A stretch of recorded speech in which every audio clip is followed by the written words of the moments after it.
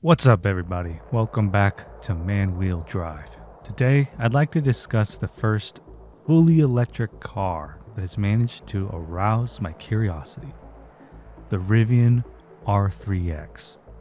It comes as no surprise that this compact SUV appeals to rally car enthusiasts like myself, because the R3X was inspired by the Group B rally race car so well known to the car community for decades. But is the R3X actually a sports car? Or is it just an aesthetically designed homage to rally cars made by tech bros that appeals to the hearts of enthusiasts that have the money to spend? While it's impossible to truly answer that question without first getting my hands on that steering wheel, I'll do the best I can to explain what we know so far in this video. So let's get to it. Let's begin with the chassis. The R3X is the most compact car that Rivian has designed thus far, which is a departure from what you may be expecting in today's electric car market, which is dominated by large trucks, large SUVs, and automated commuter sedans. That's why this model is exciting, because Rivian is known for the pickup trucks, SUVs, and the giant Amazon vans. And yet here we have a little car that looks like it might be able to shred an off-road track. The frame of the R3X is 4.2 meters long and 2 meters wide, sitting on a 2.8 meter wheelbase. Ground clearance is a whopping 10 inches, or 25 centimeters. Okay, so with those specs, it's quite a bit wider than a rally spec, but the length is within parameters. The ground clearance is more in line with an off-roading vehicle you might use on a local forest road. It's the same as a Toyota 4Runner or a Chevy Tahoe. But we'll give Rivian some allowance here because they have stated that the vehicle is rally-inspired, which basically means that it's not designed for motorsport. But let's be real. What we really want to know is, can this car be modified and actually put up the numbers? Well, given that the R3X is a modern electric vehicle, it has more than enough power to compete with traditional designs.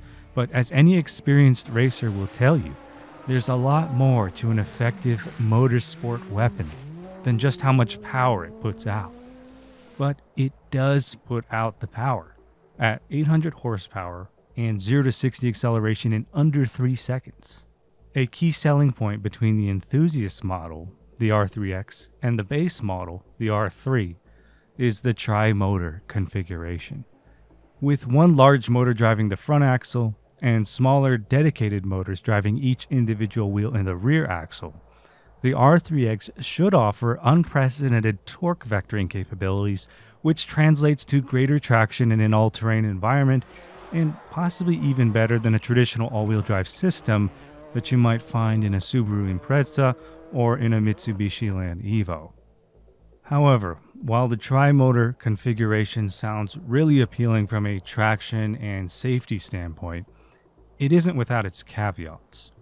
Although the R3X is projected to put out 800 horsepower directly to the wheels with the colossal direct drive torque values to go with it, the tri-motors, the unibody frame, and a 100 kilowatt hour plus battery reservoir. This power and traction, they come at the expense of the most important rally car statistic: weight. Generally speaking, 3,000 pounds is considered almost unacceptably heavy to be competitive on a course. This is why a typical rally car, which is capable of cornering in that awe-inspiring fashion of a Group B monster, or like a modern all-wheel drive like a Subaru Impreza, on average, they all weigh under 2,800 pounds. And in the case of the Lancia Stratos from the Group B, that car weighed actually less than 2,200 pounds in competition.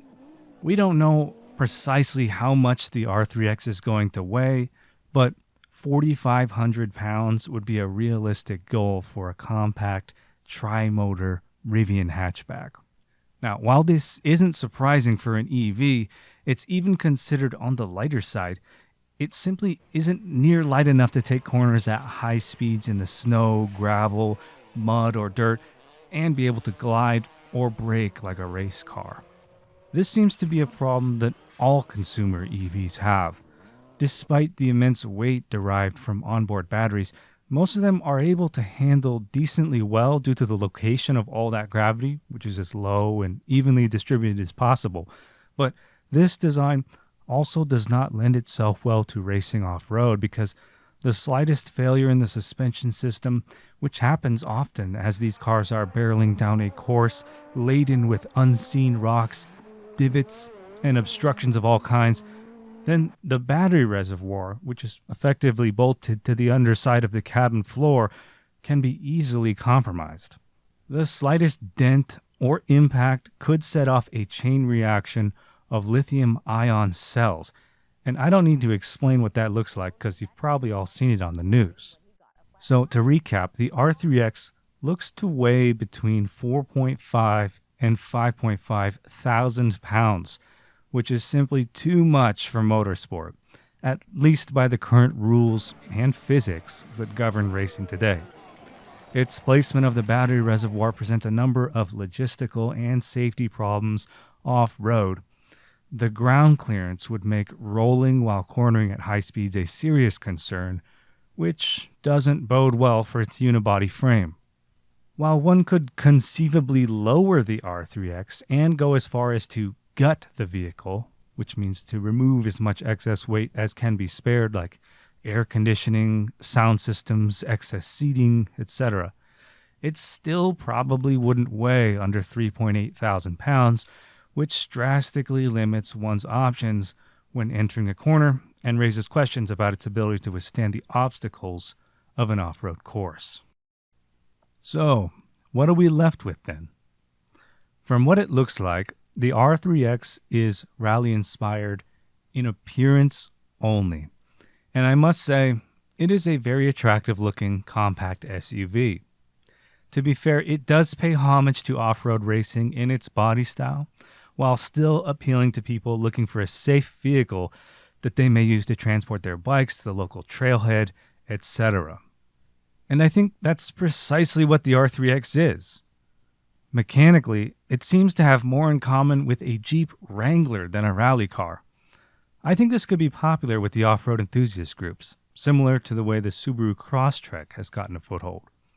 It could win out with traction and torque, but the weight of the vehicle is still a major detractor, and if you were to lift it beyond the stock ride height, then the weight would become even more of an issue.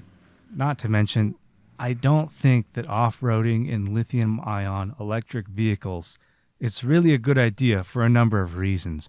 Perhaps most notably is a significant probability that you'll high center on a sharp rock at some point, which could total your ride and cause a forest fire. In closing, I'm not saying that the R3X couldn't be made to rally, okay? It may be the case that race cars become heavier in the future, but I seriously doubt it. If we could deviate from the volatility of lithium-ion cells and lower the car, it could be the real deal. I want to be clear, I'm not trying to bash on the R3X. I'm genuinely interested in this car, and I will continue to follow its development. If nothing else, it could be a badass small family car for day hikes, cycling, and so on, which is the main selling point for the mass market anyway. It'll probably also have next level traction, which means it could dominate the snow and give Subaru a run for its money. Hopefully it is competitively priced, as Rivian is hinting it may sell for less than 50,000 United States dollars in today's currency. I'd love to test drive the R3X at some point because I think this could be one of the most desired vehicles from the 2020s. It is expected to release in 2027. If you made it this far into the video, thank you. Let us know what you think of Rivian's upcoming line, the R2, no, not like Luke Skywalker's droid, the R3, and the R3X in the comments section. Subscribe to Manwheel Drive for more editorial videos like this, and stay tuned for uploads for all things car enthusiast related.